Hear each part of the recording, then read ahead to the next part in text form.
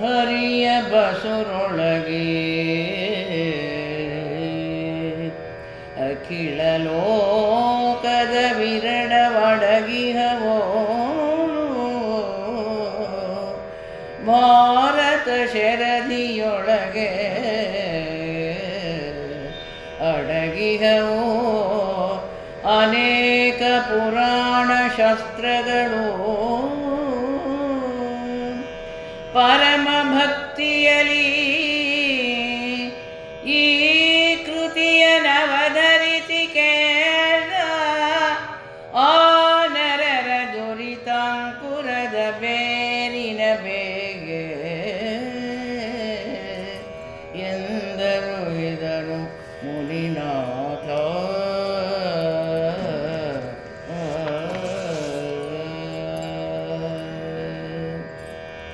ಕಲಾರಸಿಕರಿಗೆ ಹೃತ್ಪೂರ್ವಕ ಸ್ವಾಗತ, ನಮಸ್ಕಾರ.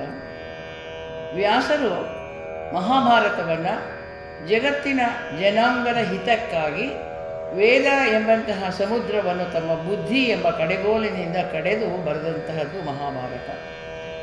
ಆಗ ಜನರ ಅಂತಃಕರಣದಲ್ಲಿದ್ದಂತಹ ಅಜ್ಞಾನ ಎಂಬ ಅಂಧಕಾರವನ್ನು ತೊಲಗಿಸುವ ಮಹಾಭಾರವವೆಂಬ ಚಂದ್ರೋದಯವಾಯಿತಂತೆ. ದೇವರೇ ವ್ಯಾಸ ರೂಪದಲ್ಲಿ ಅವತರಿಸಿ ಮಹಾಭಾರತ ಅನ್ನುವಂತಹ ದೀಪವನ್ನು ಹಚ್ಚಿ ಸನ್ಮಾರ್ಗವನ್ನು ತೋರಿಸಿದ್ದಾರೆ. ವ್ಯಾಸರ ಬಾಯಿಂದ ಹೊರಟ ಸರಸ್ವತಿ ಎಂಬ ನದಿ ವೇದ ಎಂಬ ಬೆಟ್ಟದಲ್ಲಿ ಹುಟ್ಟಿ ಅತಿ ರಭಸದಿಂದ ಹರಿದು ಕುಧರ್ಮ ಎಂಬ ಮರಗಳನ್ನು ಬುಡ ಸಮೇತ ಕಿತ್ತು ಹಾಕಿ ಧರ್ಮ ಎಂಬಂತಹ ವೃಕ್ಷವು ಹುಲುಸಾಗಿ ಬೆಳೆಯುವಂತೆ ಉಪಕಾರ ಮಾಡಿದ್ದಾರೆ. ಅಂತಹ ವ್ಯಾಸ ಮಹರ್ಷಿಗಳ ಈ ಮಹಾಭಾರತವನ್ನು ನಮ್ಮ ಕನ್ನಡದ ಕವಿ ಗದುಗಿನ ನಾರಾಯಣಪ್ಪ ಭಾಮಿನಿ ಷಟ್ಪದಿಯಲ್ಲಿ ತನ್ನದೇ ಆದಂತಹ ಪಾಂಡಿತ್ಯಪೂರ್ಣವಾದಂತಹ ಷಟ್ಪದಿಯರ ಜೊತೆಯಲ್ಲಿ ಆತ 10 ಪರ್ವಗಳನ್ನು ರಚನೆ ಮಾಡ್ತಾ ಹೋಗ್ತಾನೆ. ನಾವು ತಿಂಗಳಲ್ಲಿ 2 ದಿವಸ ಮಾಡ್ತಾ ಹೋಗ್ತಾ ಇದ್ದೀವಿ. ದ್ರೌಪದಿಯ ಒಂದು ಪಾತ್ರ ಎಲ್ಲೆಲ್ಲಿದೆಯೋ ಅಲ್ಲಲ್ಲಿ ಮಾತ್ರ ನಾನು ತಗೋತಾ ಇದ್ದೀನಿ. ಪಗಡೆಯನ್ನು ಆಡಿದ್ದಾರೆ, ಎಲ್ಲವನ್ನು ಕಳ್ಕೊಂಡಿದ್ದಾರೆ. ಗಾಂಧಾರಿ ಧೃತರಾಷ್ಟ್ರರು ತುಂಬ ಬೇಜಾರಿನಿಂದ ಪಾಂಡವರನ್ನು ದ್ರೌಪದಿಯನ್ನು ಕಳಿಸ್ಕೊಡ್ತಾರೆ. ತುಂಬ ಬೇಜಾರಾಗಿದೆ ಅವರಿಗೆ, ಆದರೂ ಹೋಗಲೇಬೇಕು ನಿಯಮ, ಹಾಗಾಗಿ ಹೊರಟಿದ್ದಾರೆ. ಅಲ್ಲಿಗೆ ನಾನು ಹೋದ ತಿಂಗಳು ನಿಲ್ಲಿಸಿದ್ದೆ. ಅಲ್ಲಿಂದ ಮುಂದಿನ ಕಥಾಭಾಗವನ್ನು ನಾರಾಯಣಪ್ಪನ ವಾಣಿಯಲ್ಲಿ ನಾವು ಇವಾಗ ಕೇಳೋಣ.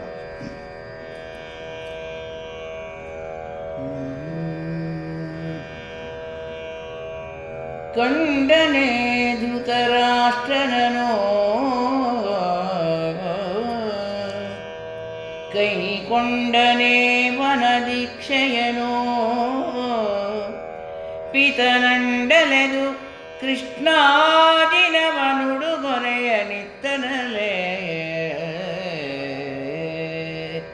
ಚಂಡಿಗೊಂಡರೆ ನನಗೆ ನಿನ್ನಿನ ಭಂಡತನ ಬಾರದಲೇ ವನವಾಸ ಖಂಡಲ ಪ್ರಸ್ಥವಲೇ ಆ ಖಂಡಲ ಪ್ರಸ್ಥವಲೆ ನನಗೆ ಇನ್ನು ಎಂದಳು ಇಂದು ಮುಖೇ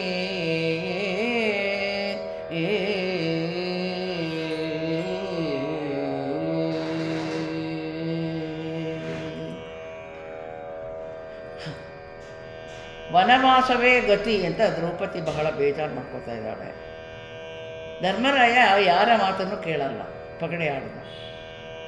ಒಂದೊಂದೇ ಒಡ್ದ, ಎಲ್ಲವನ್ನು ಸಮಸ್ತವನ್ನು ಕಳ್ಕೊಂಡ. ತನ್ನನ್ನು ಒಡ್ಡಿಕೊಂಡು ಕಡೆಗೆ ದ್ರೌಪದಿಯನ್ನೂ ಒಡ್ಡಿ ಸೋತಿದ್ದಾನೆ. ಬೇಜಾರಾಗದೆ ಇರೋಕ್ಕೆ ಸಾಧ್ಯವೇ ದ್ರೌಪದಿಗೆ? ಧೃತರಾಷ್ಟ್ರ ತನ್ನ ಮಕ್ಕಳ ಕೈಲಿ ಎಷ್ಟು ಚೆನ್ನಾಗಿ ಪಗಡೆ ಆಡಿಸ್ದ, ನಮ್ಮನ್ನೆಲ್ಲ ಕಡೆಗೆ ಅಟ್ಟುವಂತಹ ಒಂದು ಕೆಲಸ ಮಾಡ್ದ. ಇನ್ನು ಈ ಕಾಡು ಒಂದು ಧರ್ಮರಾಜನ ತುಂಬ ಇಷ್ಟ. ಎಷ್ಟಾದರೂ ಅವನ ಮನಸ್ಸು ಅದರಲ್ಲೇ ಇರೋದು. ಅವನು ರಾಜ್ಯಕ್ಕಿಂತ ಸನ್ಯಾಸಿಗಳ ಜೊತೆ ಬ್ರಾಹ್ಮಣರ ಜೊತೆ ಇರೋದಕ್ಕೆ ತುಂಬ ಇಷ್ಟ ಧರ್ಮರಾಜನಿಗೆ. ಆದ್ದರಿಂದ ಅದನ್ನೇ ದೀಕ್ಷೆ ತೊಗೊಂಡಿದ್ದಾನೆ ಅಂತ ಕಾಣಿಸುತ್ತೆ. ಆಯಿತು, ನನಗೆ ಉಡೋದಕ್ಕೆ ಏನು ಸಿಕ್ಕತ್ತೆ ಕಾಡಲ್ಲಿ? ಕೃಷ್ಣಾರ್ಜುನ ಜಿಂಕೆನ ಕೊಂದು ಆ ಚರ್ಮವನ್ನೇ ಉಟ್ಕೊಳ್ಳೋದು. ಇನ್ನೇನು ಸಿಕ್ಕತ್ತೆ ಅಲ್ಲಿ ಕಾಡು ಹೋದ್ಮೇಲೆ? ಇನ್ನೇನಿಲ್ಲ. ಇನ್ನೇನು ಮಾತಾಡಿಯೂ ಏನೂ ಪ್ರಯೋಜನವಿಲ್ಲ. ಈ ಭಂಡತನ ದುರ್ಯೋಧನ, ಶಕುನಿ, ದುಶ್ಯಾಸನ ಇರಬಾರ್ದಾಗಿತ್ತು ಅಂತ ಹೇಳಿ ಬಹಳ ಬೇಸರದಿಂದ ದ್ರೌಪದಿ ಮಾತಾಡ್ತಾಳೆ.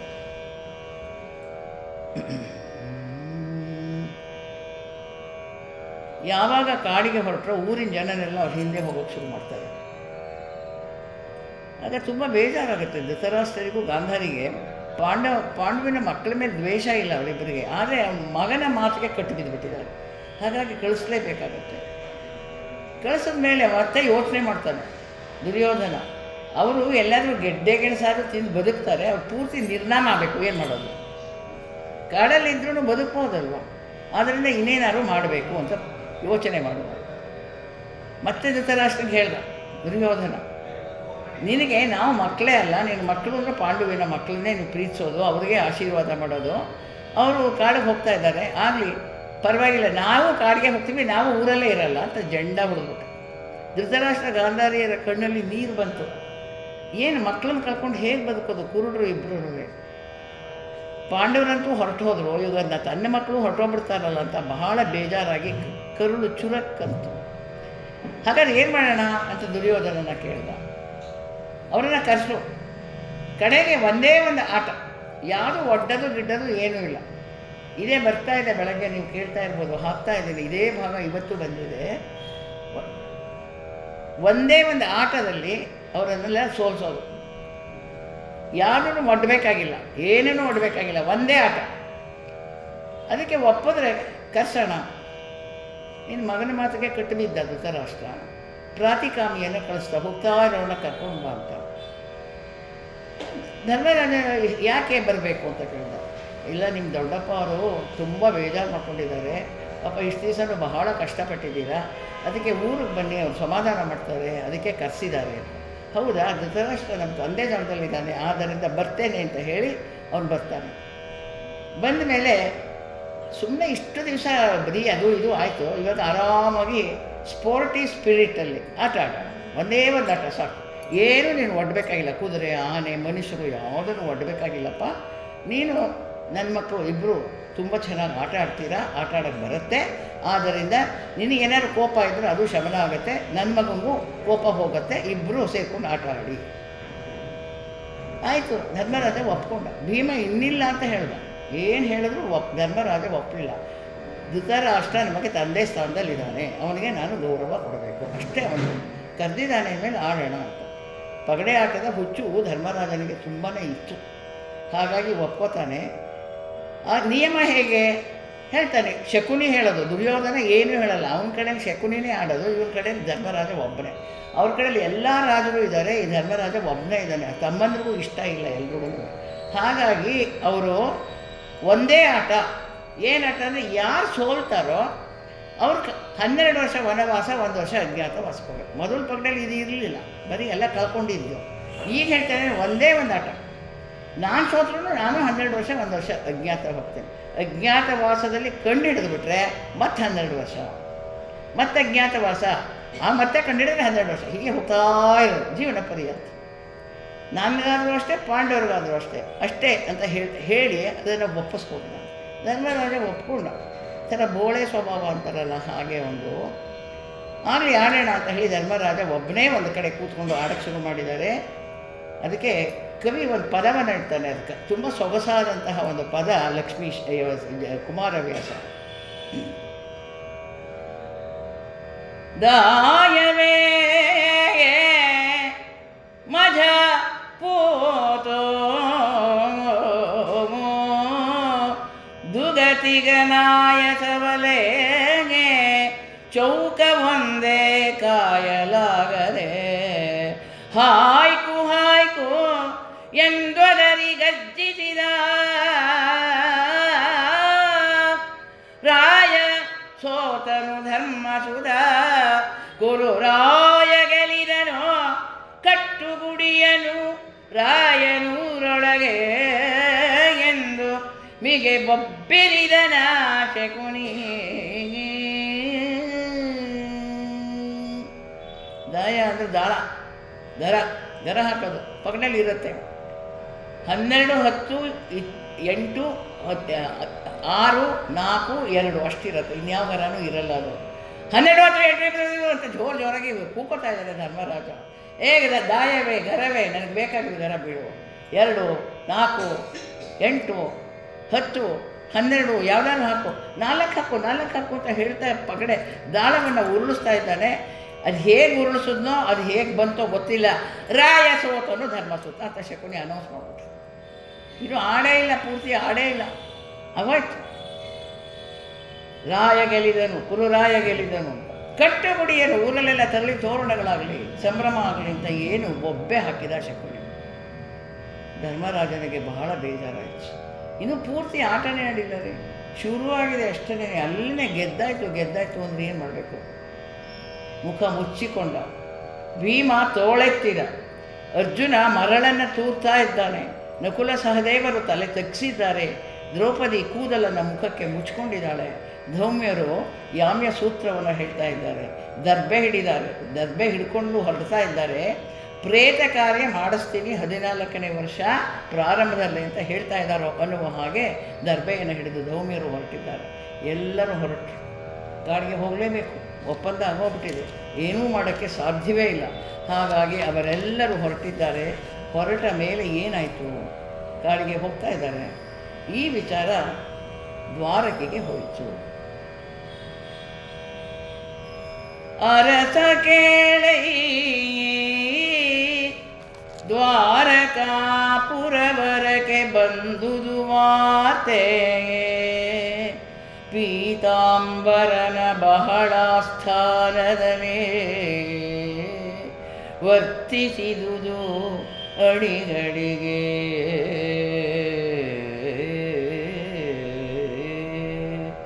ಧರೆ ಸಹಿತ ನಿಜ ವಸ್ತು ವಾಹನ ಪರಮ ವಿಭವ ಬಿಸುಟು. ಮಾರಿಯ ಪರಿಭವನೇ ನಟ್ಟಡವಿಯೊಕ್ಕರು ಪಾಂಡುಸುತರೋ ಎಂದು ದ್ವಾರಕಾಪುರವರಕ್ಕೆ ವಾರ್ತೆ ಬಂದುದೋ.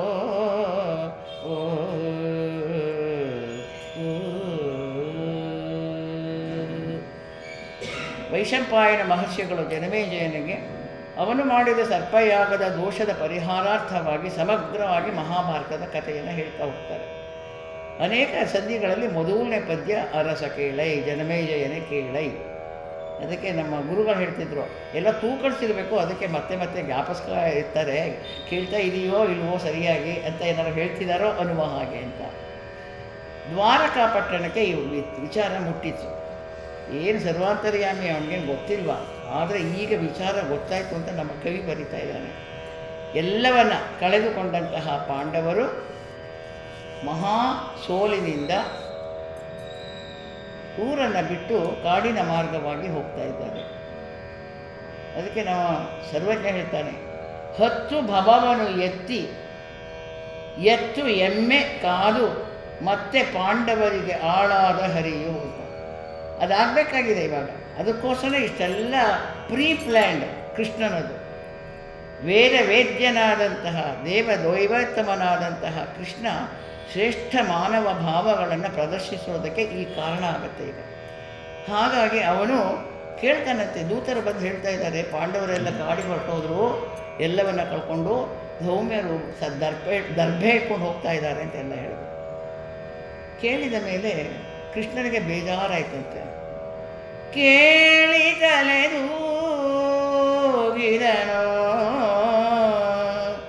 ಮೂಗಿನ ಮೇಲು ಬೆರಳಿನ ಹೊತ್ತದು ಗುಡದ ತೂಳಿದುಬ್ಬೆಯ ನಟ್ಟ ನೋಟದ ನೆಗ್ಗಿದುತ್ಸವದ ಹೂಳಿದೂಹೆಯ ಹಿಳಿದ ನೆಗಹಿನ ಹೇಳಲರಿದು ಎನೆ ಹುದಿದ ಭಾವದಲ್ಲಿ ಆಲಿಸಿದ ನಸುರಾರಿ ದೂತೌರಜದ ಭಿನ್ನಪವ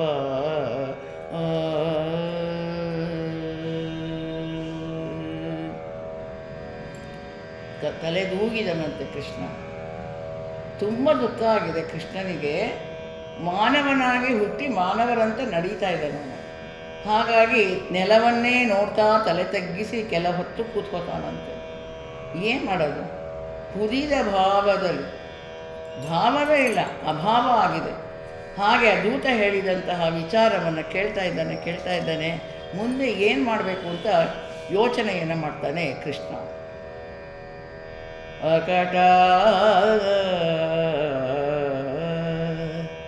ಕಪಟದ್ಯೂತದಲ್ಲಿ ನೃಪಮುಕುರನುನ್ನತಿ ಮುರಿದುದೆ,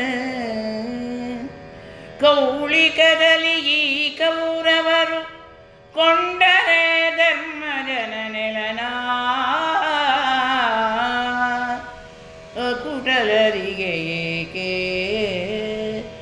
ಇದು ನಿರಾಬಾಧಕವೋ, ಏಕಿದೋ ಸಕಲ ಸುಜನ ಪ್ರಕರ ವಂದ್ಯರಿಗೆ ಏಕೆ ಎನ್ನುತ್ತ ಅಸುರಾರಿ ಚಿಂತಿಸಿರ.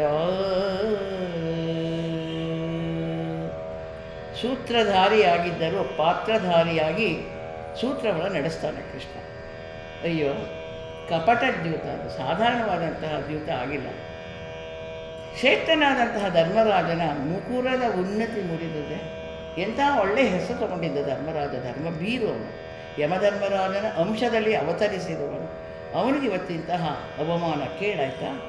ಮೋಸದಲ್ಲಿ ಕೌರವರು ಸಮಸ್ತವನ್ನು ಕಿತ್ಕೊಂಡ್ಬಿಟ್ರ, ಧರ್ಮರಾಜನಿಗೆ ನೆಲೆ ಬೆಲೆಯೇ ಇಲ್ಲದಂತಾಯ್ತಲ್ಲ. ಅಕುಟಲರಿಗೆ ಏಕಿದು, ಕುಟಿಲ ಅನ್ನೋದೇ ಗೊತ್ತಿಲ್ಲ ಧರ್ಮರಾಜನಿಗೆ, ಅಂಥವನಿಗೆ ಇಂತಹ ಮೋಸ ಮಾಡಿಬಿಟ್ರ.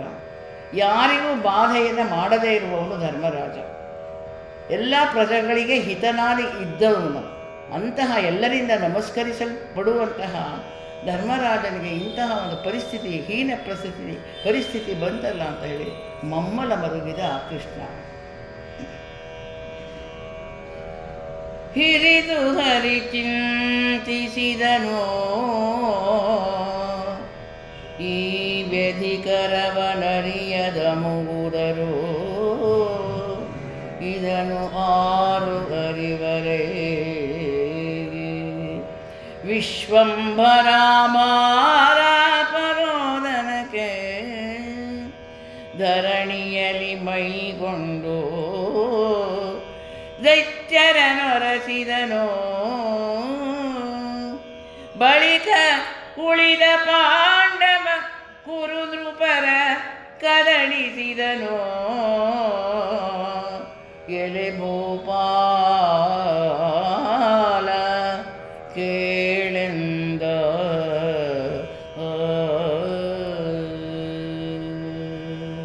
ಹಿರಿದು ಹರಿ ಚಿಂತಿಸಿದ, ಭಯಂಕರವಾಗಿ ಹೆಚ್ಚಾಗಿ ಕೃಷ್ಣ ಚಿಂತನೆಯನ್ನು ಮಾಡ್ತಾ ಇದ್ದಾನೆ.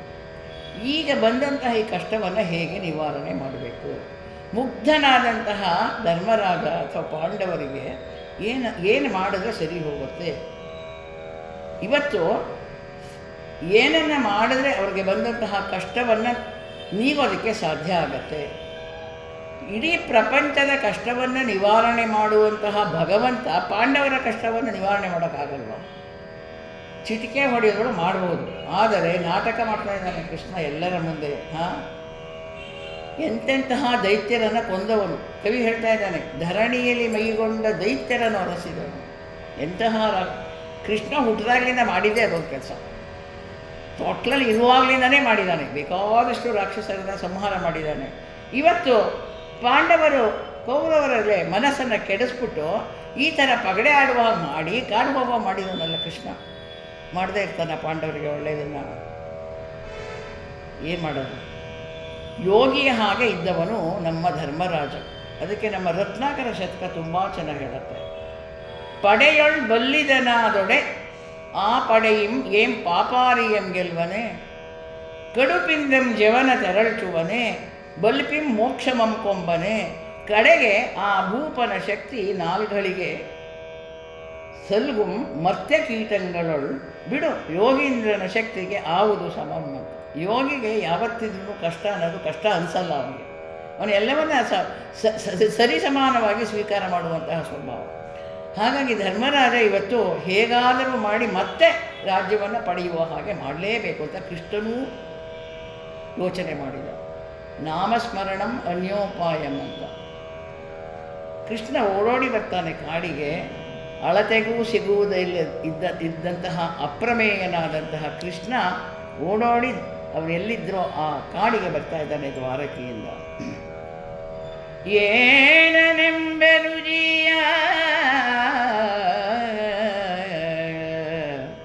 ಕಡುದುಮ್ಮಾನದಲ್ಲಿ ಹೊರಬಂಟು ಬಂದನು, ದಾನವಾಂತಕನ ಐದಿರೆವು ದಂಡಿಗೆಗಳ ರಸಿಯರ.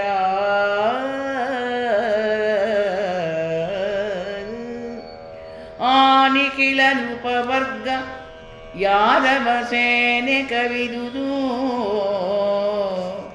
ಪಾಂಡುಪುತ್ರರ ಕಾನನವ ಕರುಣಾಳು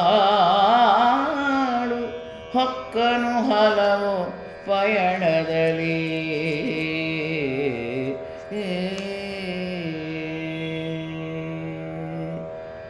ಏನು ಹೇಳೋದು ಕೃಷ್ಣನ ಒಂದು ಮಮತೆಯನ್ನು, ಪ್ರೀತಿಯನ್ನು.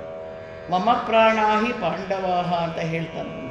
ಅದನ್ನು ಅಕ್ಷರಶಃ ನಡೆಸಿದವನು ಕೃಷ್ಣ. ನಮ್ಮ ಸರ್ವಜ್ಞ ಹೇಳ್ತಾನೆ, ಏನಾನ ನೆವದಿ ತಾನೆ ಪೋಪುದು ಸಿರಿಯೋ, ಕಾನನದೊಳಗೆ ಕಿಡಿ ಹುಟ್ಟಿ ಕಾಡೆಲ್ಲ ತಾನೇ ಬೆಂದಂತೆ.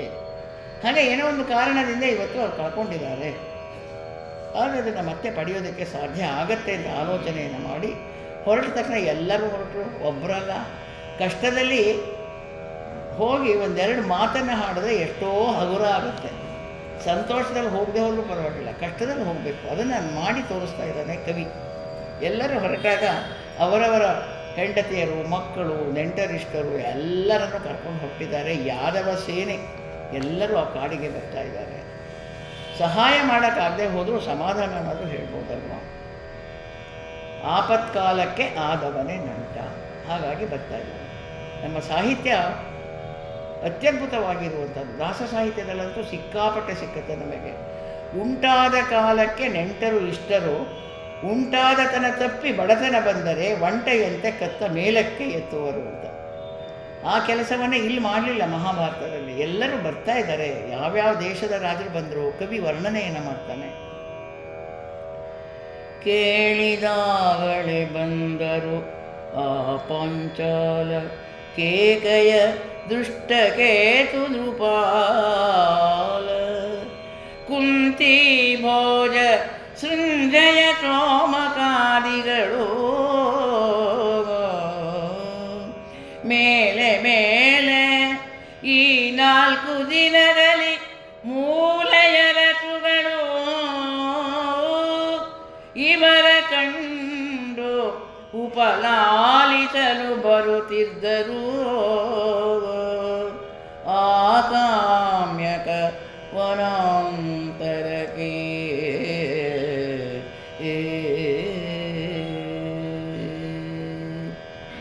ಕಮಲನಾಭನ ಕರುಣ ಕವಚವು ಸಮೆದರೆ ಆರೇಗುವರು ಅಂತ ಹೇಳ್ತಾನೆ ಕವಿ. ಅವನ ಕರುಣೆ ಬೇಕು. ಆ ಕವಚವನ್ನು ತೋರಿಸೋದಕ್ಕೋಸ್ಕರನೇ ಕೃಷ್ಣ ಬರ್ತಾ ಇದ್ದಾರೆ. ಕೇಳಿದಾಗಲೇ ಈ ವಿಚಾರ ಗೊತ್ತಾದ ತಕ್ಷಣ ಎಲ್ಲ ದೇಶದ ರಾಜರು ಬರ್ತಾ ಇದ್ದಾರೆ. ಹೆಣ್ಣು ಕೊಟ್ಟಂತಹ ಪಾಂಚಾಲ ದೇಶದವನು, ಕೇಕಯದವನು, ದುಷ್ಟಕೇತು, ಕುಂತಿ ಭೋಜ, ಯಾರು ಎಲ್ಲರೂ ಅವ್ರಿಗೆ ಒಂದು ನೆಂಟರಿಷ್ಟೇ ಆಗಿದ್ದಾರೆ. ಒಂದಲ್ಲ ಒಂದು ಸಂಬಂಧ ಇದೆ. 5 ಜನಕ್ಕೆ ಬೇರೆ ಬೇರೆ ಹೆಣ್ಣನ್ನು ತಂದಿದ್ದಾರೆ. ಹಾಗಾಗಿ ಎಲ್ಲರೂ ಸಂಬಂಧಿಗಳೇ ಆಗಿದ್ದಾರೆ.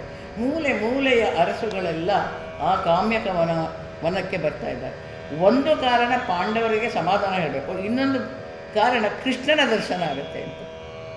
ಕೃಷ್ಣನ ದರ್ಶನ ಅಷ್ಟು ಪುಕ್ಕಟ್ಟೆ ಸಿಕ್ಬಿಡಲ್ಲ. ಹೇಗಿದ್ರು ಪಾಂಡವರ ಬಳಿಗೆ ಬರ್ತಾ ಇದ್ದಾನೆ ಅಂದರೆ ಅವನನ್ನು ನೋಡೋಣ. ಕಂಡೆ ಕಂಡೆ ಕಮಲಾರಮಣನ, ಕಂಡೆ ಕಂಡೆ ಕಮಲಜನ ಅಯ್ಯನ, ಕಂಡೆ ಕಂಡೆ ಕೌಸ್ತುಭಧರನ, ಕಂಡೆ ಕಂಡೆ ವೈಜಯಂತೀಧರನ, ಕಂಡೆ ಕಂಡೆ ಚಕ್ರಪಾಣಿಯ ಶಂಕಧರನ ಕರುಣಾಳುವ ಕಂಡೆ ಕಂಡೆ ಅಂತ ಹೇಳ್ಕೊಂಡು ಬರ್ತಾ ಇದ್ದಾರೆ ಎಲ್ಲರೂ ಕೂಡ. ಕಸ್ತೂರಿ ತಿಲಕ ಇರುವಂತಹ, ಮುತ್ತಿನ ಪದಕ ಧರಿಸಿರುವಂತಹ, ಅಭಯ ಹಸ್ತಧಾರಿಯಾದಂತಹ, ಭಕ್ತರ ಸ್ತುತಿಗೆ ಹಾರೈಸುವಂತಹ, ಹಿಗ್ಗುವಂತಹ ಕೃಷ್ಣನನ್ನು ನೋಡುವಂತಹ ಸೌಭಾಗ್ಯ ಅಂತ ಹೇಳ್ಬಿಟ್ಟು ಎಲ್ಲರೂ ಕೂಡ ಆ ಕಾಮ್ಯಕ ವನಕ್ಕೆ ಬರ್ತಾರೆ. ಇವರು ಬಂದರು ನಿಖಿಲ ಭೂಸುರ ನಿವಹ ಸಹಿತ, ಇವರು ಬಂದರು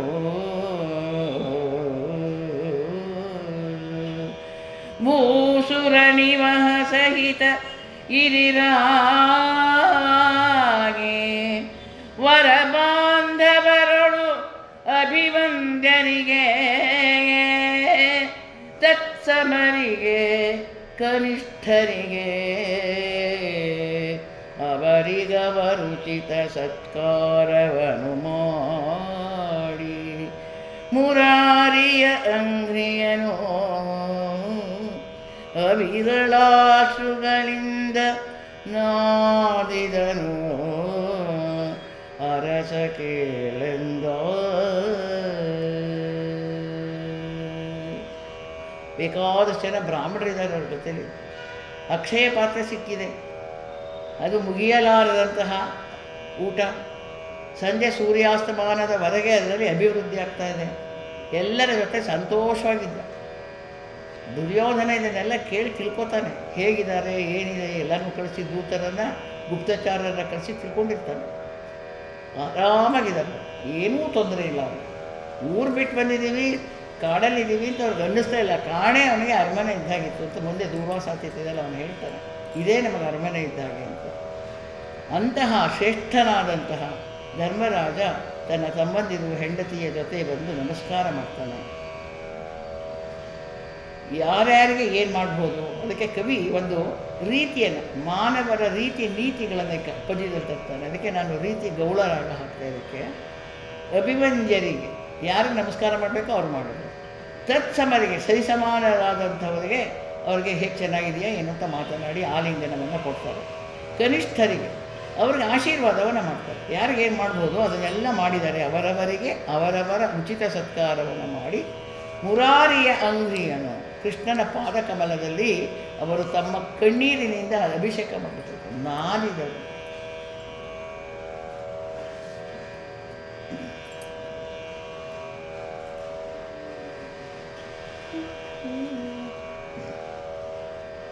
ಬೇರೆ ಬೇರೆ ಇವರನ್ನು ತೆಗೆದು ಮುರಾರಿಯೋ ಅಪ್ಪಿದ ನಡಿಗಳಿಗೆ ಅಡಿಗಳಿಗೆ ಧ್ರುವಾರಿಗಳನ್ನು ಒರಸಿದನು ಪೀತಾಂಬರದ ಸೆರಗಿನಲಿ. ಸಾರು ಸಾರೆನಲು ಉಗ್ಗಡಣೆಯ ವಿಕಾರವಿನ್ನೇಕೆ ಎನ್ನುತ್ತ ರಾಯನ ನಾರಿ ಬಂದಳೋ ಕವಿದೋ ಬಿದ್ದಳೋ ಹರಿಯ ಚರಣದಲ್ಲಿ.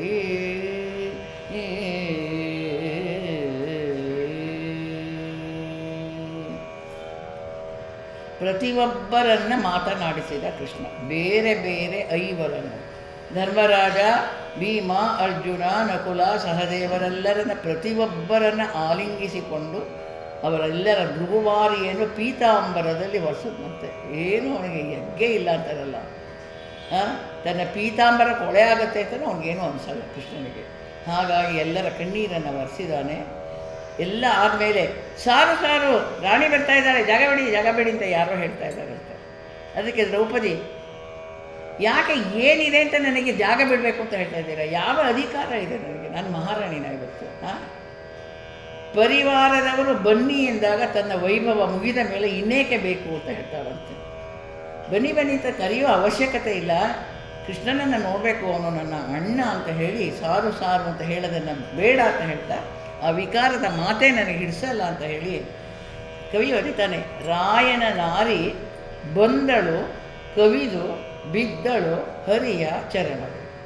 ದೀರ್ಘದಂಡ ಪ್ರಣಾಮ ಮಾಡಿದ್ಲು ಅನ್ನುವ ಹಾಗೆ ಬಿರುಹೊಯ್ದಂತಹ ಕೂದಲಿದೆ, ಅದನ್ನು ಜಡೆ ಬಾಚೆ ಇಲ್ಲ ಅವಳು 13 ವರ್ಷ.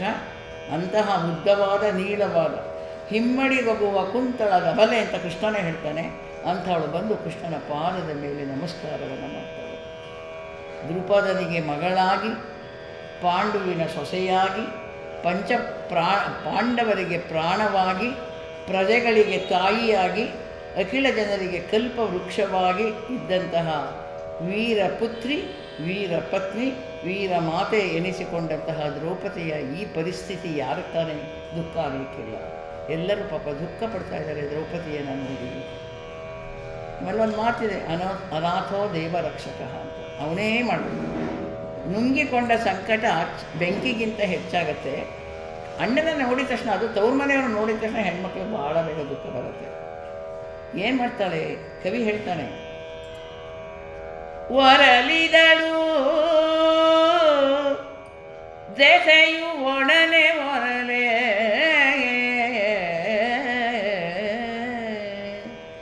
ಮಿಗೆ ಹೊರಳಿದಳು ಹರಿಪಾದದಲ್ಲಿ ಮೈ ಮರೆದಳಂಗನೆ ತನುವ ಮುಸುಕಿದ ಕೇಶಪಾಶದಲ್ಲಿ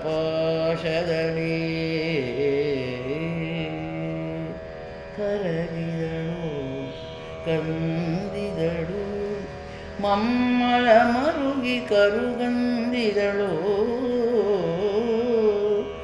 ಧ್ರುಗು ಜಲದ ಹೊರತೆ ಉಕ್ಕಿತು ಮೇಲೆ ಮೇಲೆ ಮಹೀಶನ ಅಂಗನೆಗೆ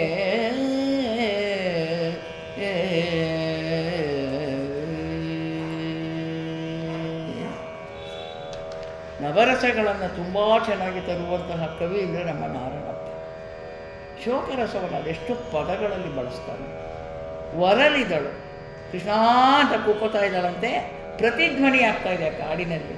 ದೆಸೆಯು ಒಡನೆ ಒರಲೆ, ಎಲ್ಲವೂ ಇವಳು ಕೃಷ್ಣನೇ, ಅವು ಕೃಷ್ಣ ಕೃಷ್ಣ ಅಂತ ಕೂಗ್ತಾ ಇವೆ ಅನ್ನುವ ಹಾಗೆ ಕೇಳ್ತಾ ಇದೆ. ಕೃಷ್ಣನ ಪಾದದಲ್ಲಿ ಹೊರಳ್ತಾಳೆ ಅವಳು. ಒಂದು ಕ್ಷಣ ಅವಳಿಗೆ ಮೈ ಮರೆವಾಗುತ್ತೆ, ಪ್ರಜ್ಞೆ ತಪ್ಪಿ ಹೋಗುತ್ತಂತೆ. ಆ ಮೈಯನ್ನೆಲ್ಲ ತುಂಬಿರುವಂತಹ ಕೂದಲಿನ ರಾಶಿ ಅದು ಹಗ್ಗದಂತೆ ಪಾಶದಂತೆ ಕಾಣ್ತಾ ಇದೆ, ಕೇಶಪಾಶ. ಕರಗಿದಳು ಕಂದಿದಳು ಮಮ್ಮಲ ಮರುಗಿ ಕರುಗಂದಿದಳು ಧ್ರುವಜಲದ ಹೊರತೆ ಉಕ್ಕಿತು ಮೇಲೆ ಮೇಲೆ. ಏನು ಅರ್ಥ ಹೇಳೋದಕ್ಕೆ? ಅದೇ ಪದನೇ ಹೇಳಬೇಕು, ಇನ್ನೇನು ಹೇಳಿದ್ದಾಳೆ. ಕರಗಿ ಹೋಗಿದ್ದಾಳೆ, ಬಾಡಿ ಹೋಗಿದ್ದಾಳೆ, ಮುರುಗ್ತಾ ಇದ್ದಾಳೆ, ತನ್ನ ಕಣ್ಣೀರಿನಿಂದ ಭಗವಂತನ ಪಾದವನ್ನು ತೊಳಿತಾ ಇದ್ದಾಳೆ. ಅಂತಹ ಭಗವಂತನೇ ಬಂದಿದ್ದಾನೆ ಅಂದಮೇಲೆ ಅವನ ಮಹಿಮೆಯನ್ನು ಕೊಂಡಾಡ್ತಾಳೆ ಅವಳು. ಅಳೋದ್ರಲ್ಲೂ ಹಿಂದಿನದೆಲ್ಲ ಜ್ಞಾಪಿಸ್ಕೊಳ್ತಾಳೆ, ಕೃತಜ್ಞತೆಯನ್ನು ಸೂಚಿಸುವುದಕ್ಕೆ. ಹಿಂದೆಗೆ ಸೆಳೆಸೀರೆಯಲಿ ಅಕಟ ಗೋವಿಂದ ರಕ್ಷಿಸು ಅನಾಥನಾಥ ಮುಕುಂದ ಕಾಯೇ ಕೃಷ್ಣ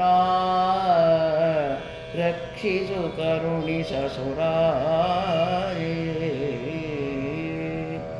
ಇಂದಿರಾಪತಿಯೇ ಯಶೋದಾನಂದನನೆ ಕಾರುಣ್ಯ ನಿಧಿ ಸಲಹು ಸಲಹೆಂದರೆ ಹುಡುಗಿದ ದೈವನೇ ಮೈದೋರಿದೈತನಗೆ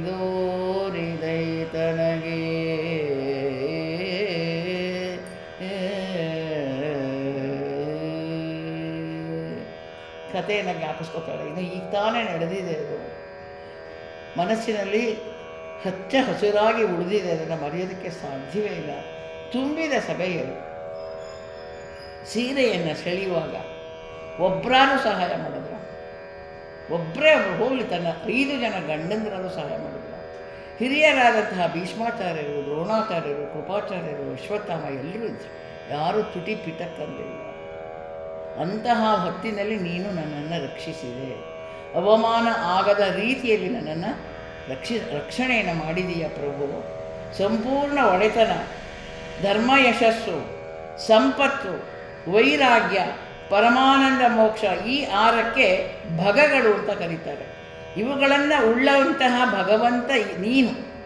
ಹಾಗಾಗಿ ನೀನು ಓಡೋಡಿ ಬಂದಿದೀಯ ಅಲ್ವಾ? ನೀನು ಎಲ್ಲಿದೆಯೋ ಅಲ್ಲಿಂದಲೇ ಅಕ್ಷಯ ವಸ್ತ್ರ ಆಗಲಿ ಅಂತ ಹೇಳಿದೆ ಅಲ್ವಾ? ಹಸ್ತಿನಾವತಿಗೂ ದ್ವಾರಕಾವತಿಗೂ ಕೂಗಳತೆಗೆ ಅಂತ ದಾಸರು ಕೇಳ್ತಾರೆ.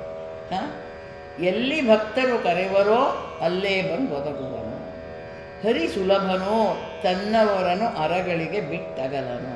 ಹರಿಕಥಾಮೃತ ಸಾಗಲು ಹೇಳೋ ಲೈಲಿ ಒಂದು ನಿಮಿಷ ಅವನು ಇರೋದಕ್ಕೆ ಬಿಟ್ಟಿರೋಕ್ಕೆ ಸಾಧ್ಯವೇ ಇಲ್ಲ.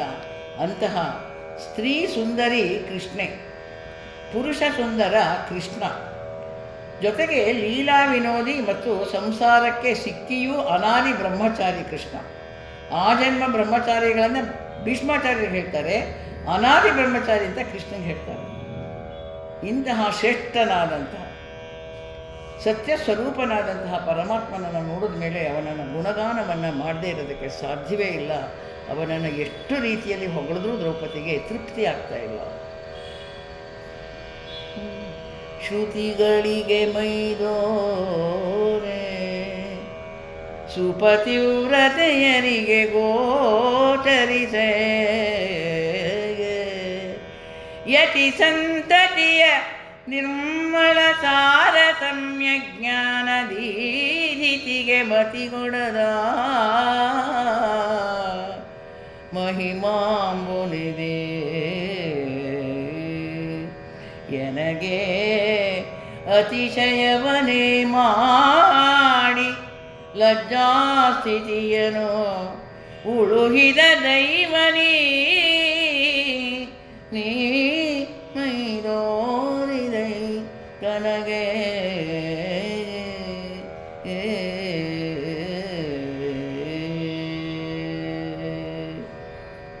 ದ್ರೌಪದಿಯ ಪೂರ್ತಿ ವಿಚಾರವನ್ನು ಪ್ರತಿ ಎಪಿಸೋಡಲ್ಲಿ ಹೇಳ್ತಾನೇ ಇದ್ದೀವಿ.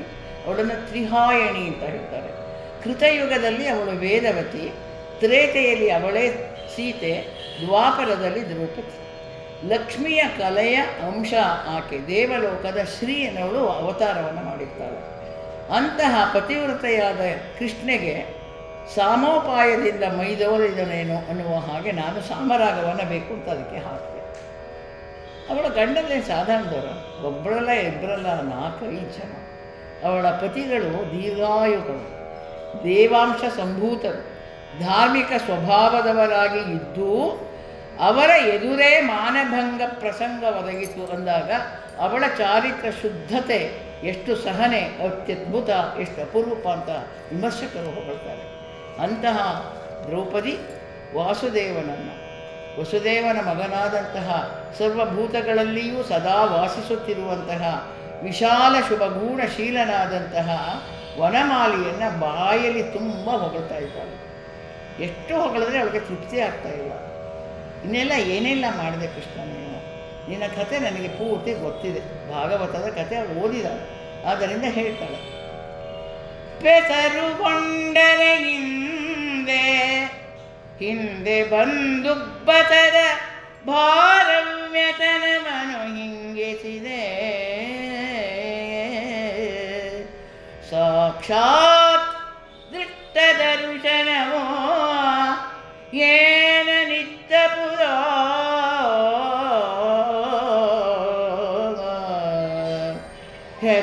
ಹೆಸರುಗೊಳ್ಳಲರಿಯದೆ ಮನೋವಾಗ್ವಿಸರ ಮರಳಿದ ತರ್ಕ ನಿಗಮ ಪ್ರಸರಣದ ಪರದೈವನಿ ಮೈದಾನಿದೆ ತನಗೆ.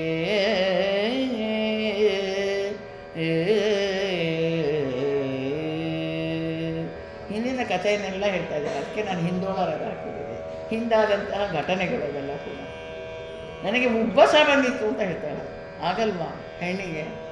ಮಾನಕ್ಕಿಂತ ದೊಡ್ಡದೇನಿದೆ ಪ್ರಾಣನ? ಇಲ್ಲ. ಹಾಗಾಗಿ ಮಾನವನ್ನು ಉದ್ಧರಿಸಿದಂತಹ ನೀನು, ಎಲ್ಲೋ ಇದ್ದು ನನಗೆ ಅನುಗ್ರಹವನ್ನು ಮಾಡಿದಂತಹ ನೀನು ಸಾಕ್ಷಾತ್ತಾಗಿ ಇಲ್ಲಿ ನನ್ನ ಎದುರುಗಡೆನೇ ಬಂದಿದೆಯಲ್ಲ, ಈಗೇನು ಕೊಡ್ತೀಯೋ ಏನೋ ಗೊತ್ತಿಲ್ಲ.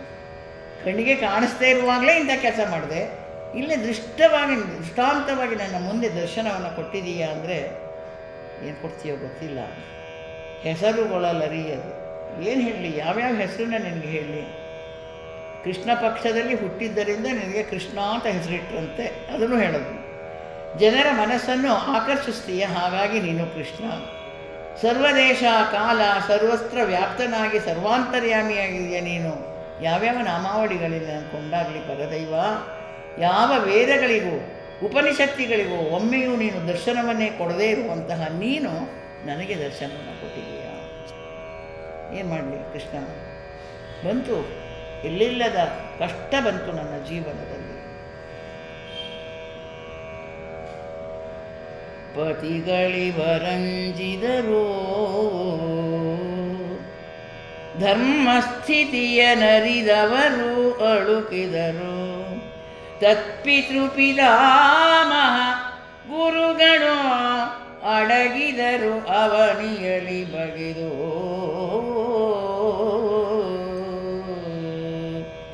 ಗತಿವಿಹೀನೆಗೆ ಕೃಷ್ಣ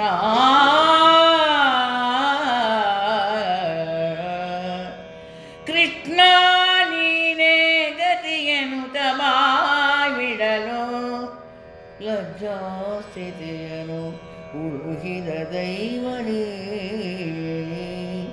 ನೀ ಮೈದೋರಿದೆ ತನಗೆ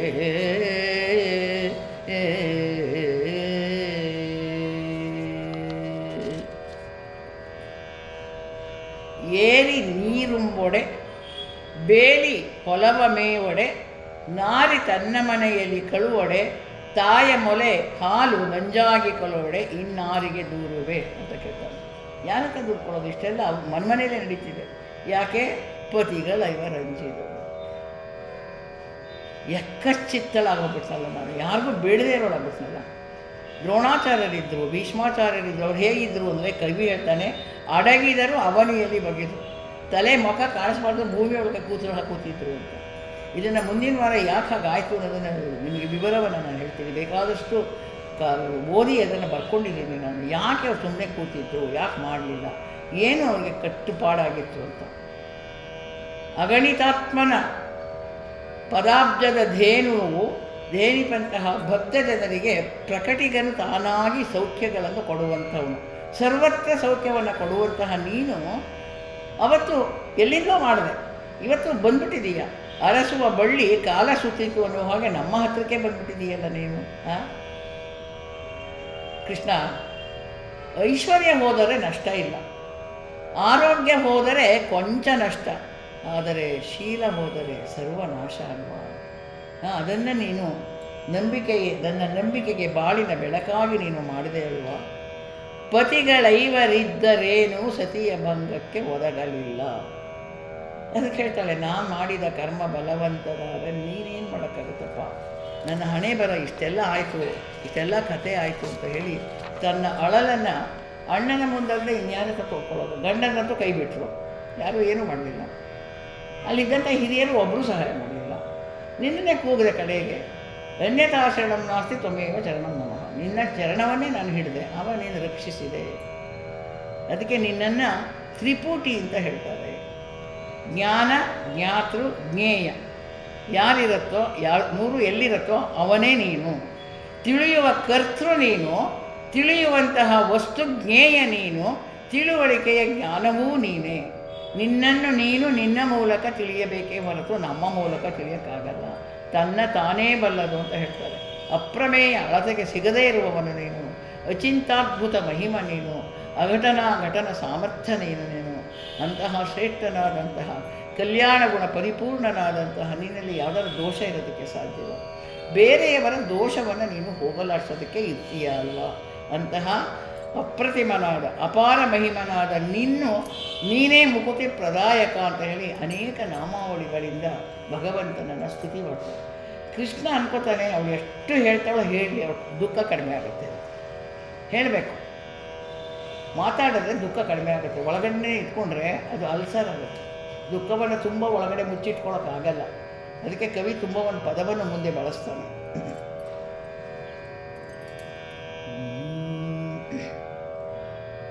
ದಾನ ಯಜ್ಞ ತಪೋವ್ರತಾನುಷ್ಠಾನ ನಿಷ್ಠರೋ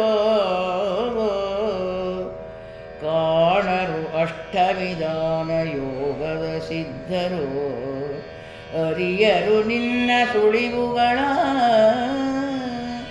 ಜ್ಞಾನ ಮಧ್ಯ ತ್ರಿಪುಟಿ ಅನುಸಂಧಾನರಹಿತ ಜ್ಞಪ್ತಿ ರೂಪನು ತಾನನಿಪ ಪರಮಮ್ಮನಿ ನೀ ಮೈದೋನಿದೈತನಗೆ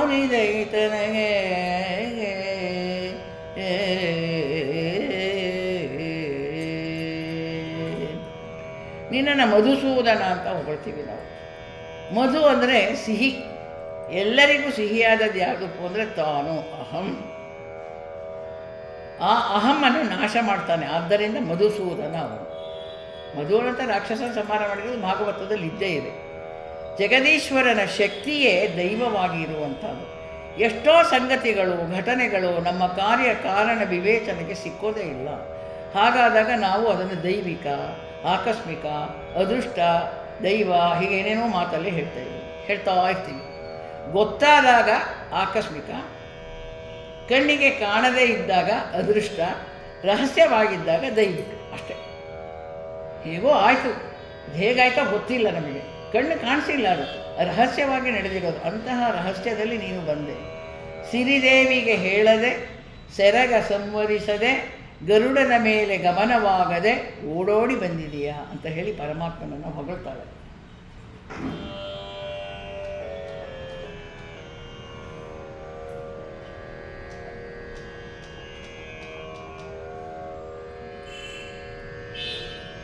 ಜಗದೀಶ್ವರನ ಶಕ್ತಿಯೇ ಹಾಗೆ. ಅದು ಅರ್ಥ ಮಾಡ್ಕೊಳ್ಳೋಕ್ಕೆ ನಮ್ಮ ಕೈಲಿ ಆಗಲ್ಲ. ಅಂಥಾದಾಗ ಅಜಾಮಿಳನ ಕಥೆಯನ್ನೆಲ್ಲ ಹೇಳ್ತಾಳೆ. ಯಾರ್ಯಾರನ್ನೆಲ್ಲ ನೀನು ಕಾಪಾಡಿದೆ ಅಂತ ಎಲ್ಲರನ್ನ ಪಟ್ಟಿ ಮಾಡಿ ಹೇಳ್ತಾಳೆ ಅವಳು.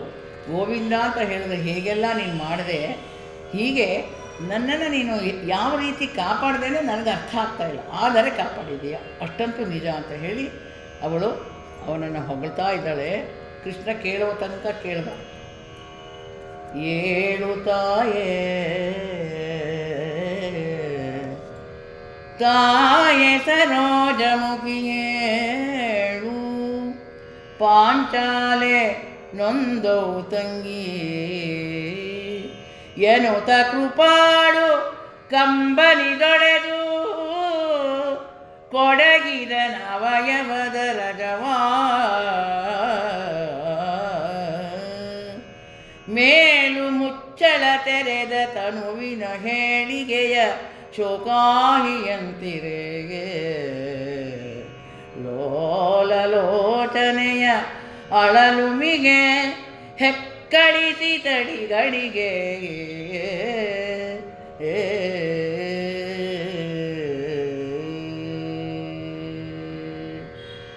ಅಮ್ಮ ತಾಯಿ ಎದ್ದೇಳುವುದು. ಏಳು ತಾಯೇ ಸರೋಜಮುಖಿ, ಕಮಲದಂತಹ ಮುಖವುಳ್ಳವಳು, ಪಾಂಚಾಲಿ ಬಹಳ ನೊಂದಿದೀಯ ನೀನು. ತಂಗಿ ನೋಡಿ, ಅವನ ಬಾಯಲ್ಲಿ ಬಂದಿರೋದು, ತಂಗಿ ಎಷ್ಟು ಕಷ್ಟಪಟ್ಬಿಟ್ಟಿದೀಯ ನೀನು, ಎದ್ದೇಳು. ಕೃಪಾಳು ಕಂಬನಿದೊಡೆದು, ಅವಳ ಕಣ್ಣೀರನ್ನು ಒರೆಸಿದ್ದಾನೆ. ಕೊಡಹಿದನು ಅವಯವದ ರಗವ, ಅಲ್ಲೇನು ಚಾರು ಹೊಡಿತಾ ಕಾಡಲು ಮಣ್ಣು, ಆ ಮಣ್ಣು ಮೇಲೇ ಕೂದಲನ್ನೆಲ್ಲ ಬಿರಿ ಹೊಯ್ಕೊಂಡು ನಮಸ್ಕಾರ ಮಾಡಿದ್ದಾಳೆ. ಮೈಯೆಲ್ಲ ಧೂಳಾಗಿದೆಯಂತೆ, ಅದನ್ನೆಲ್ಲ ಒದರದಂತೆ ಕೃಷ್ಣ. ಕೂದಲ ಮೇಲೆ ಕುಳಿತಂತಹ ಧೂಳುಗಳನ್ನೆಲ್ಲ ಒರೆಸಿ ಅವಳಿಗೆ ಸಮಾಧಾನ ಮಾಡಿದಾಗ ಹೇಗಾಯ್ತಪ್ಪ ಅಂದರೆ, ಈ ಹಾವನ್ನು ಒಂದು ಬುಟ್ಟಿಲಿಟ್ಟಿರ್ತಾರೆ, ಅದು ಪಾಪ ಹೆಡೆ ಎತ್ತದೆ ಕೂತಿರುತ್ತೆ, ಮುಚ್ಚಳ ತೆಗೆದ ತಕ್ಷಣ ಅದು ಬುಸ್ ಅಂತ ಮೇಲ್ಗಡೆ ಬರುತ್ತಲ್ವ, ಹಾಗೆ ಹೆಕ್ಕಳಿಸಿ ತಡಿಗಳಿಗೆ. ಯಾವಾಗ ಕೃಷ್ಣ ಇತ್ತು ಮಾತಾಡೋದು ನಾವು ಮತ್ತಷ್ಟು ದುಃಖ ಜಾಸ್ತಿ ಆಗೋದು.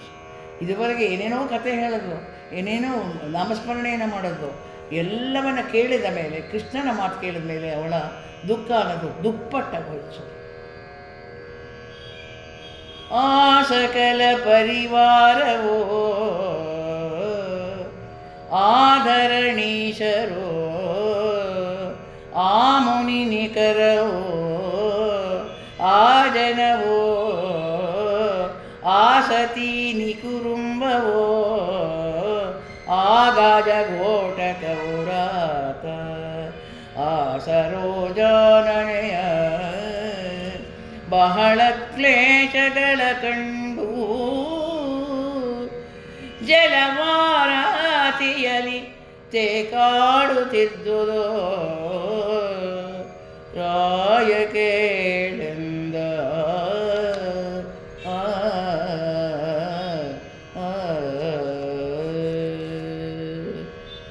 ಅನ್ನೋ ಪದನ ಎಷ್ಟು ಚೆನ್ನಾಗಿ ತಂದಿದ್ದಾರೆ. ಅದಕ್ಕೆ ಬೇಕು ಅಂತ ಒಂದೇ ದಕ್ಕರ ಹಾಡು.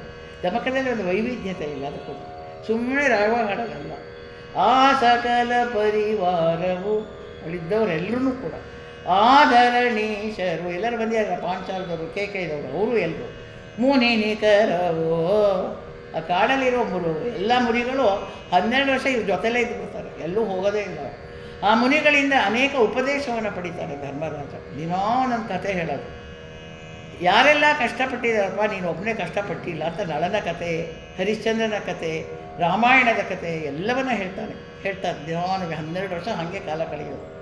ಹಾಗೆ ಮುನಿಗಳಿಗೂ ಆ ಜನಗಳು, ಆ ಹೆಂಡತಿ ಎಲ್ಲ ಜೊತೆಗೆ ಗಜ ಘೋಟಕವು ಕುದುರೆಗಳು, ಆನೆಗಳು ಅಳುತ್ತಾ ಇದ್ವಂತೆ. ದ್ರೌಪದಿಯ ದುಃಖವನ್ನು ನೋಡಿ ಬಹಳ ಕ್ಲೇಶಗಳ ಕಂಡು ಅಕ್ಷಯರವ ರಾಶಿಯಲ್ಲಿ ತೇಕಾಡುತ್ತಿದ್ದದ್ದು. ಎಲ್ಲರೂ ಅಳುತ್ತಾ ಇದ್ದಾರಂತೆ. ಆ ಕಣ್ಣೀರೇ ಒಂದು ಸಮುದ್ರದ ಹಾಗಾಗಿ ಎಲ್ಲರೂ ತೇಲಾಡ್ತಾ ಇದ್ದಾರೋ ಅನ್ನುವ ರೀತಿಯಲ್ಲಿ ಎಲ್ಲೆಲ್ಲೂ ದುಃಖ ದುಃಖ ದುಃಖ ತುಂಬಿ ತುಳುಕ್ತಾ ಇದೆ. ಆಗ ಕೃಷ್ಣ ಹೇಳ್ತಾನೆ, ಮುಡಿಯ ಸಂವರಿಸೋ ಅಬಲೆ ಸೀರೆಯ ನುಡು ನವಂಬರವಿದೆ, ವಿರೋಧವ ಬಿಡು ಸುಯೋಧನ ರಾಜ ಸಂತತೆಯೋ ಉರಿದುದು ಇನ್ನೇರು, ಕೆಡಿಸಿಕೊಂಡರು ನಾಯಿಗಳು ಇನ್ನು ಅದ ನುಡಿದು ಫಲವೇನ ಕಟ, ಕೈಕೊಂಡ ಅಡವಿಯ ಅನುಭವ ಸವೆಯೇ ಸೈರಿಪುದೋ ಎಂದನ ಸುರಾರೇ.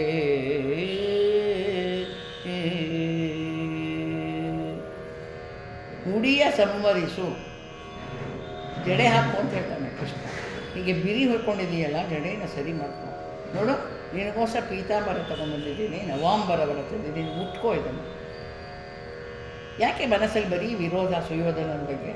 ರಾಜ ಸಂತತಿಯು ಉರಿದು ಮುಗಿದೋಯ್ತು ಕೌರವರ ಜೀವನ ಅಂತ ಅನ್ಕೊ ನೀನು. ಕೆಡಿಸಿಕೊಂಡರು ನಾಯಿಗಳು. ಕುಮಾರವ್ಯಾಸನಿಗೆ ನಾಯಿ ಅಂದರೆ ತುಂಬ ಇಷ್ಟ ಅಂತ ಯಾವಾಗಲೂ ಶಾಸ್ತ್ರ ಹೇಳ್ತಿರ್ತಾರೆ. ಬೇಕಾದಷ್ಟು ಕಡೆ ಕುನ್ನಿ ನಾಯಿ ಎಲ್ಲ ಬರುತ್ತೆ. ವಿನಾಶಕಾಲೇ ವಿಪರೀತ ಬುದ್ಧಿ ಅಂತ, ಪಾರ್ಥೇನಿಯಂ ಕಳೆಯಂತೆ ಅಂತ. ಇದು ಉದಾಹರಣೆ. ಇವಾಗ ಸ್ವಲ್ಪ ಕಡಿಮೆ ಆಗಿದೆ ಪಾರ್ಥೇನಿಯಂ, ನೋಡೋದಕ್ಕೆ ಜಾಗ ಇಲ್ಲ ನಮ್ಮದು ಗಿರಿನಗರದಲ್ಲಂತೂ ಇಲ್ಲವೇ ಇಲ್ಲ ಬಿಡಿ. ಇದ್ದ ಕಡೆ ತುಂಬ ಬೆಳೀತಾ ಇತ್ತು. ಯಾರು ಅದಕ್ಕೆ ನೀರು ಹಾಕೋರು, ಗೊಬ್ಬರ ಹಾಕೋರು, ಅನ್ಪಾಡುತ್ತೆ ಬೆಳೀತಾ ಇತ್ತು. ಅಂತಹ ಅವನು ಕೆಟ್ಟೋದ, ಮಾಡಿದ್ದುಣ್ಣೋ ಮಹಾರಾಯ. ಒಂದು ದಿವಸ ಅವನ ಕೆಲಸ ಮುಗಿದೋಗುತ್ತೆ, ಬಿಡಮ್ಮ, ಅದು ಯೋಚನೆ ಮಾಡಬೇಡ, ಆದ್ದರಿಂದ ಮುಡಿಯನ್ನು ಸಂವರಿಸು, ಅವನ ಜೊತೆ ವೈರವನ್ನು ಬಿಟ್ಬಿಡು. ಏನು ಮಾಡೋಕ್ಕಾಗತ್ತೆ, ನೀನು ಗಂಡ ಒಪ್ಕೊಂಡಿದ್ದಾನಲ್ಲ, 12 ವರ್ಷ ವನವಾಸ, 1 ವರ್ಷ ಅಜ್ಞಾತವಾಸ, ಅದೆಲ್ಲ ಮುಗಿಯಲಿ, ಸಭೆಯಲ್ಲಿ ಅದು ಮುಗೀಲಿ, ಅಲ್ಲಿಯವರೆಗೆ ನೀನು ಸಮಾಧಾನವಾಗಿರಬೇಕು. ಏನೂ ಮಾಡೋಕ್ಕಾಗಲ್ಲ, ಈಗಲೇ ಏನೂ ಮಾಡೋಕ್ಕಾಗಲ್ಲ, ಅದೆಲ್ಲ ಮುಗಿಬೇಕು. ಆಮೇಲೆ ನಿನ್ನ ಕಷ್ಟಕ್ಕೆ ಒಂದು ನಿವಾರಣೆ ಅನ್ನೋದು ಸಿಕ್ಕತ್ತೆ ಅಂತ ಹೇಳಿ ಅವಳನ್ನು ಸಮಾಧಾನ ಪಡಿಸ್ತಾನೆ.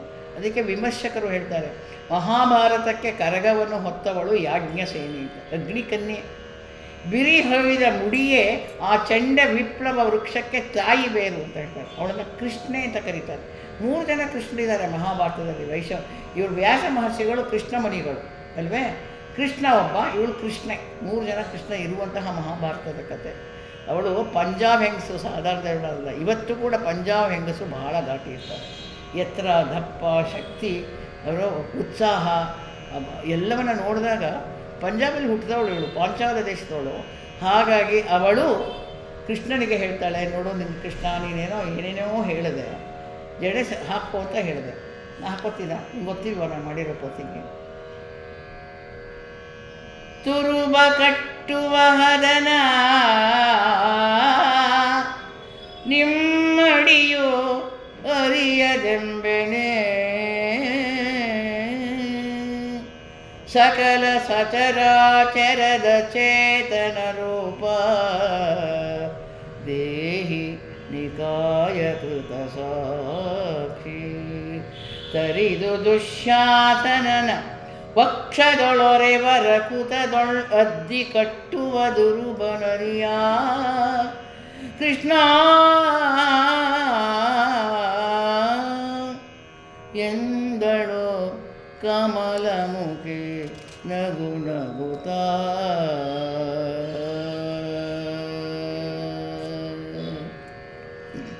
ತುರುಬ ಕಟ್ಟುವ ಹದನ ನಿಮ್ಮಡಿ, ಗೊತ್ತಿಲ್ವಾ? ಪ್ರತಿಜ್ಞೆ ಮಾಡಿರೋದು ಭೀಮನೇ ಪ್ರತಿಜ್ಞೆ ಮಾಡಿದನು. ಇವತ್ತು ಜಡೆ ಹಾಕೋ, ಗಂಟು ಕಟ್ಟು, ತುರುಬನ ಸರಿ ಮಾಡ್ಕೊ ಅಂತ ಹೇಳ್ತೀಯಲ್ಲ ಕೃಷ್ಣ. ನಿಂಗೆ ಎಲ್ಲವೂ ಗೊತ್ತಿದೆ. ಸಕಲ ಸಚರಾಚರದ ಚೇತನ ರೂಪ, ಸರ್ವಜ್ಞ ಸರ್ವಾಂತರ್ಯಾಮಿ, ಅಣುರೇಣು ಪರಿಪೂರ್ಣ, ಅಣುರೇಣು ತೃಣಕಾಸ್ಥದಲ್ಲಿ ಪರಿಪೂರ್ಣನಾಗಿರುವಂತಹ ನೀನು ಗೊತ್ತಿಲ್ಲ ಅಂತ ಹೇಳಬೇಡ. ನಿಂಗೆ ಗೊತ್ತಿದೆ ಅದೆಲ್ಲವೂ ಕೂಡ. ಅದು ಸಾಕ್ಷೀಭೂತವಾಗಿ ನಡೆದಂತಹ ಘಟನೆ. ದುಶ್ಯಾಸನನ್ನು ತರಿದು ಅವನ ವಕ್ಷದಲ್ಲಿ ಹರಿಯುವಂತಹ ರಕುತದಲ್ಲಿ ನನ್ನ ಕೂದಲನ್ನು ನೆನೆಸಿ ಅದನ್ನೇ ಕೊಬ್ಬರಿ ಎಣ್ಣೆಯಂತೆ ಮಾಡಿ ಅವನ ಹಲ್ಲೇ ಬಾಚಣಿಗೆಯಾಗಿ ನನ್ನ ತಲೆಯನ್ನು ಬಾಚಿ ಭೀಮನು ಆಮೇಲೆ ಅವನ ನರಗಳಿದೆಯಲ್ಲ ಅದನ್ನೇ ಹೂವಾಗಿ ಮುಡಿಸ್ತೀನಿ ಅಂತ ಪ್ರತಿಜ್ಞೆ ಮಾಡಿದ್ದಾನೆ. ಆ ಪ್ರತಿಜ್ಞೆ ಭೀಮ ಮಾಡಬೇಕು. ಆದ್ದರಿಂದ ನಾನಿವತ್ತು ಜಡೆ ಹಾಕ್ಕೊಳ್ಳೋಕ್ಕಾಗಲ್ಲ, ಗಂಟು ಹಾಕ್ಕೊಳ್ಳೋಕ್ಕಾಗಲ್ಲ, ಅದು ನಿಮ್ಗೆ ಗೊತ್ತೇ ಇದೆ ಅಲ್ವಾ ಅಂತ ಹೇಳಿ ದ್ರೌಪದಿ ಕೃಷ್ಣನನ್ನು ಸಮಾಧಾನ ಪಡಿಸ್ತಾಳೆ. ಯಾಕೋ ಇವತ್ತು ಯಾರೂ ಬಂದಿಲ್ಲ, ಏನು ಮಂಗಳಾರತಿ ಮಾಡೋರು ಅಂತ ಕಾಣಿಸುತ್ತೆ, ಗೊತ್ತಿಲ್ಲ. ಇದವರು ಇಷ್ಟೊತ್ತಿಗೆ ಎದ್ದು ಬಂದಿರ್ತಿದ್ರು, 6:30 ಆಯಿತು ಅಂತ. ಯಾರು ಬಂದಿದ್ದಾರೋ ಗೊತ್ತಿಲ್ಲ, ಅವ್ರೇನೋ ಕಂಪ್ಯೂಟರ್ ನೋಡ್ತಾ ಕೂತಿದ್ದಾರೆ. ನಿಮ್ಮ ಟೈಮ್ ಮುಗೀತು. ಹಲೋ.